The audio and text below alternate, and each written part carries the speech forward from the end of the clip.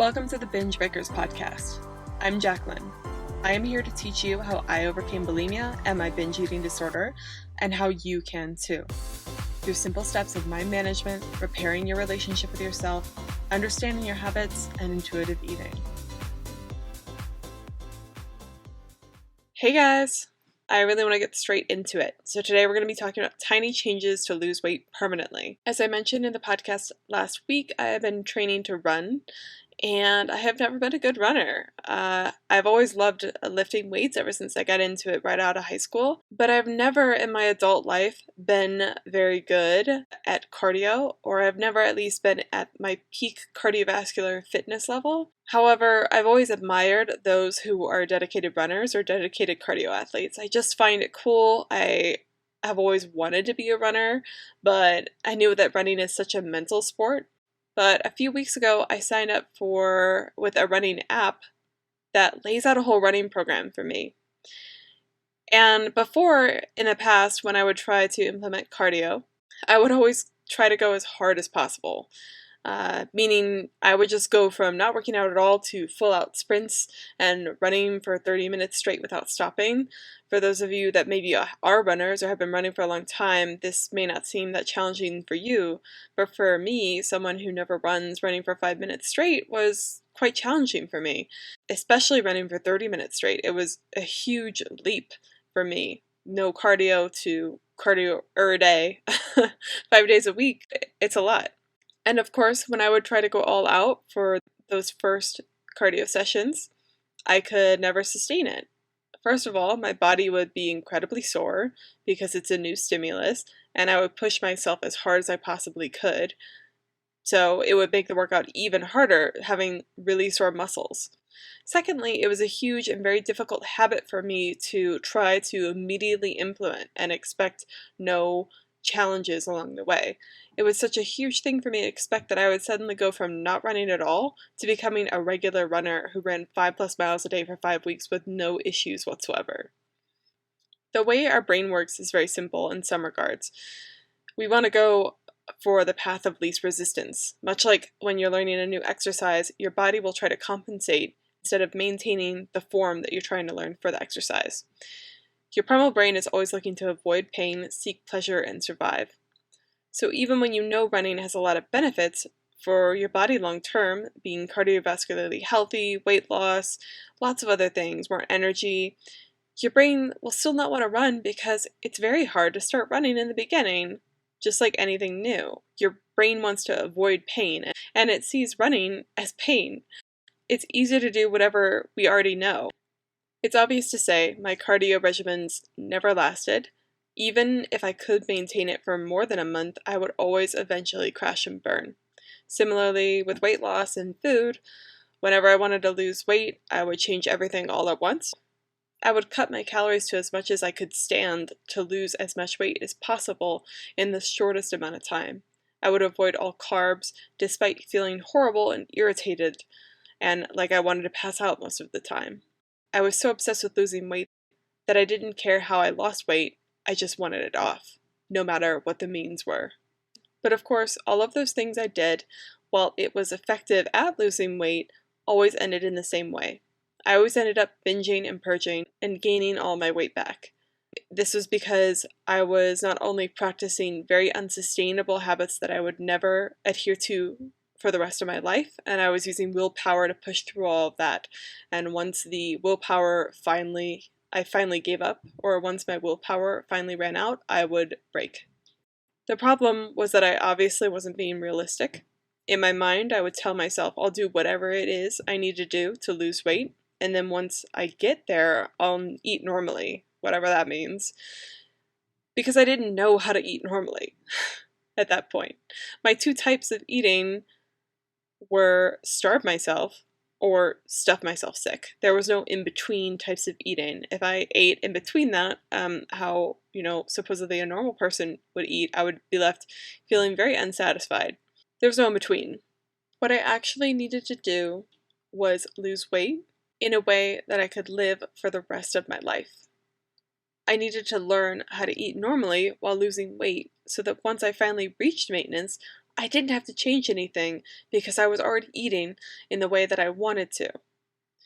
So when I finally set out to lose my weight permanently and sustainably, I lost my weight by making tiny changes, things I knew I could live with.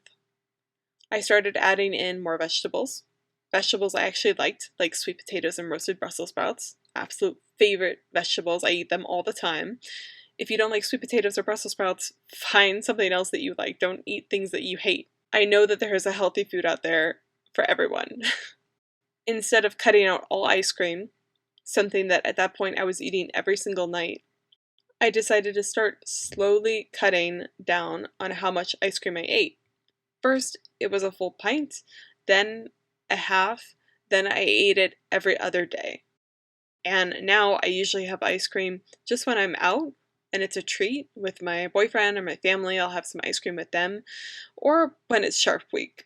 Because when it is Shark Week, I definitely crave sweets like a mad woman, so I tend to give myself a little leniency.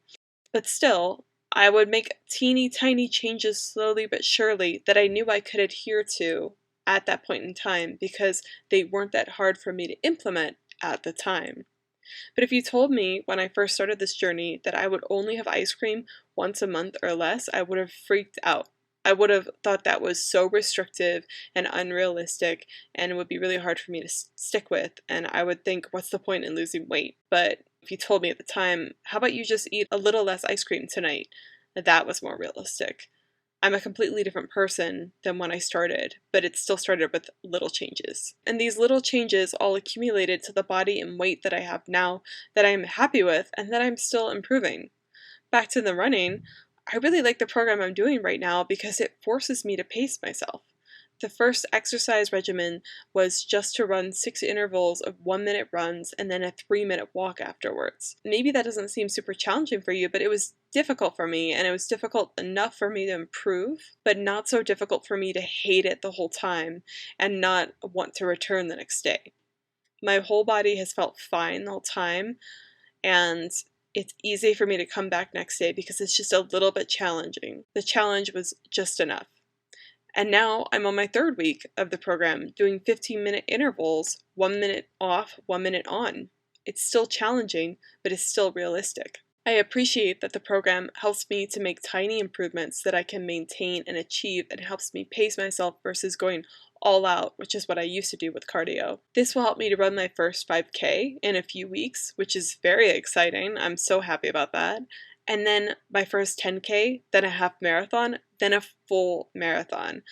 Even just a 10K, I've never ran that long in my life before. So all of those goals are really exciting for me, but I will never get there without the tiny, consistent changes that I continue to make that are just hard enough to push myself, but not so hard that it's unrealistic. I learned this type of habit change from Atomic Habits by James Clear, which I know I've mentioned before in the podcast, but I cannot endorse his book enough, and no, I'm not sponsored.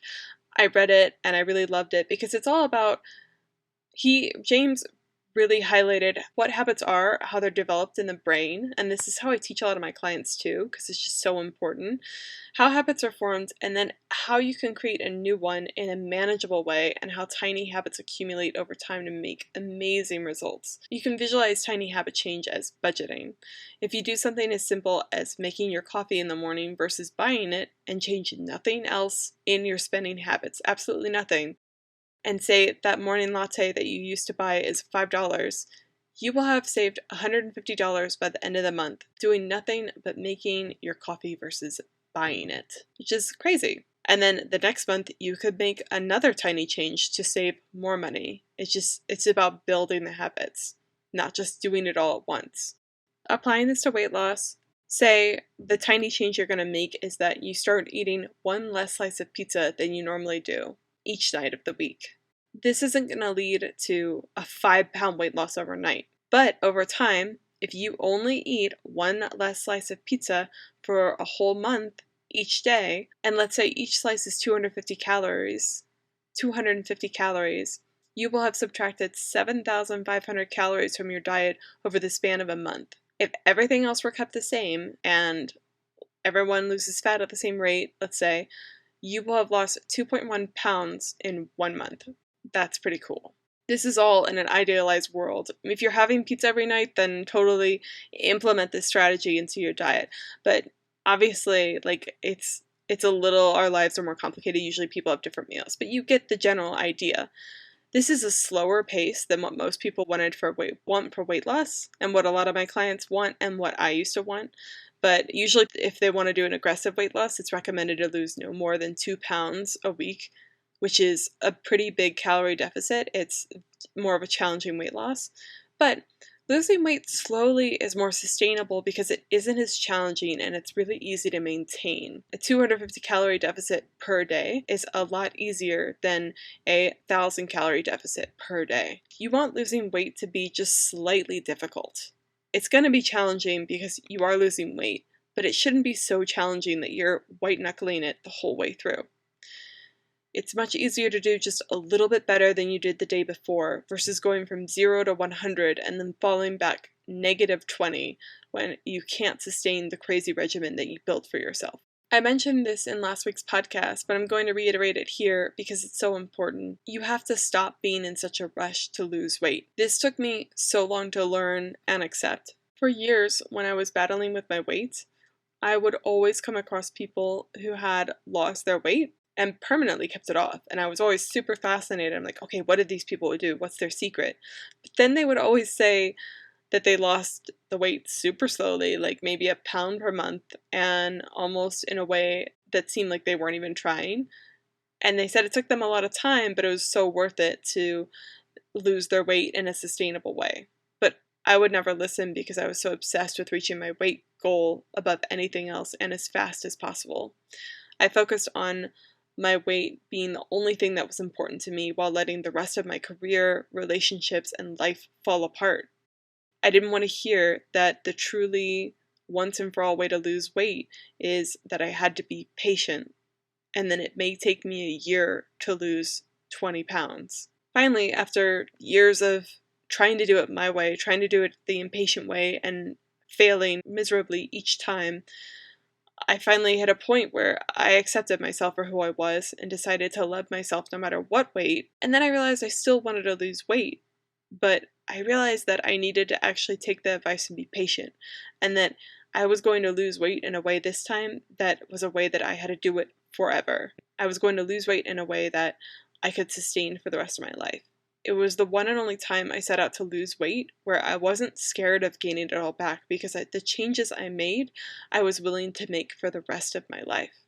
To go over it one more time, start to think about what you can do today that is a small enough change that you're willing to make. Maybe it's having just a little less wine than usual. Maybe it's taking a 5-minute walk. Maybe it's not beating yourself up after you make a mistake. Each day, think of how you can make one teeny tiny change that's better than yesterday. And that's all you need to do. That is the key to sustainable long-term weight loss. I know it's not what you want to hear. I know that a lot of us want to change everything all at once. But when you think of humans or any creature, we're really just a creature of habit. And creating new habits is very difficult. It's not useful to think that it's difficult, but you have to have sympathy for your brain and understand that when you're breaking an old habit and building up a new one, that's a lot of mental work because your brain has to go off of autopilot and it has to relearn things and resist the urge to just follow its old habit pathway. That's a lot of work for your brain, whether you want it to be or not. So it's very difficult if you change 1,000,001 habits all at once. Maybe you just get rid of all your junk food in the kitchen and you get all these foods that you don't really like. And then you also expect yourself to do 1 hour of weightlifting 7 days a week plus 30 minutes of cardio 5 days a week. And you're also going to do yoga and you're also going to do perfect at work.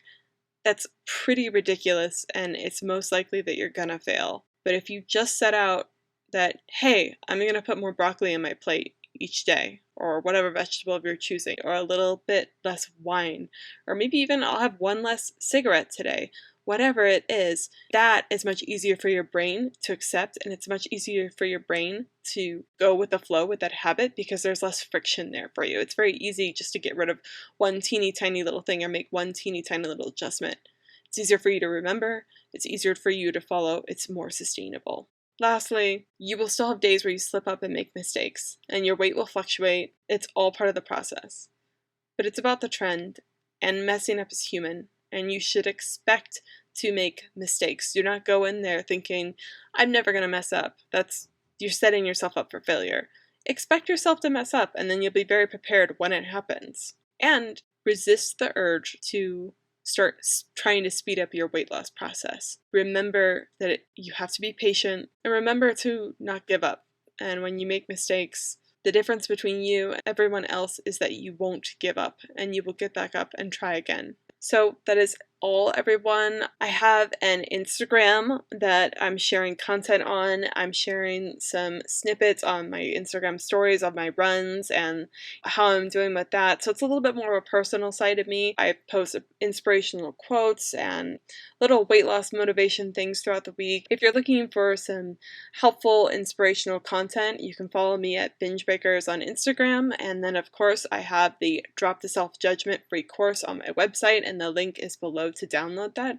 It's a course that really helps you work through your own issues and helps you stop judging yourself so harshly and hating yourself. It's the first step, and super important first step in any bulimia or binge eating recovery, and you really need to accept yourself and love yourself before you can do anything else. So I highly recommend that you download that free course. And then if you want to work with me, you can also go to my website at bingebreakers.com. The links are below. That is the podcast today. I know it's a little shorter, but I wanted to be a bit more concise, and I feel like this is a super important topic, and a lot of people, again, they're not going to want to hear this, but after years and years and years of battling weight and bulimia, and now I found a way to sustain my weight, and I'm happy and I'm healthy. I wish that I could tell as many people as possible what I didn't want to hear years ago, and hopefully make your weight loss struggle journey and eating disorder journey a little bit shorter. If I can help just one person understand this message and make their life better in that way, then this podcast, again, has served its purpose. So I hope you all have an amazing weekend. I'm really looking forward to taking long morning walks and runs with my dog. He's also adjusting to the cardio, so he's having a good time with that. He's a very high energy dog, so I feel like I mention him at least once every podcast, but I hang out with him a lot. So we're doing a lot of walks and runs. I'm excited for that for this weekend. Spending time with my boyfriend and reading some books. I'm reading Brene Brown's book, Daring Greatly, and so far it's pretty good. It's about vulnerability, which is something that everyone should definitely be open to. So if you're looking for a book, I highly recommend that as well. And I'm also going to buy a lot of fresh summer fruit. That's another favorite part of summer for me, is all the fresh fruit. So I'm going to enjoy snacking on that while I'm reading. So I hope you guys have an amazing weekend. Take care of yourself. Remember to have compassion for yourself, and remember to be patient. Even if it takes you 5 years to lose your weight, but you were guaranteed to keep it off for the rest of your life, you know you would do it. Have compassion for yourself, my friends. I will see you next week.